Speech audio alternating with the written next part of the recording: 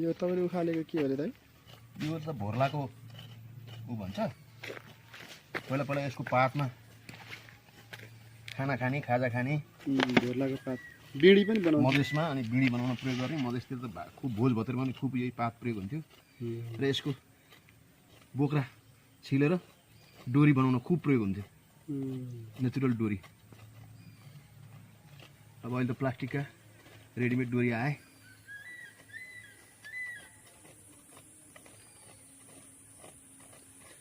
घाँस पनि पशुवस्तुलाई राम्रो हुन्छ यार। खान्छ।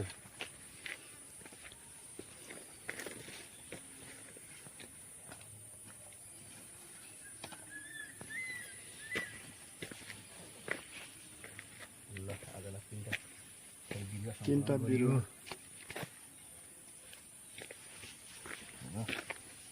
लगेर हुर्काएपछि घर वरिपरिको वातावरण थप नेचुरल्ली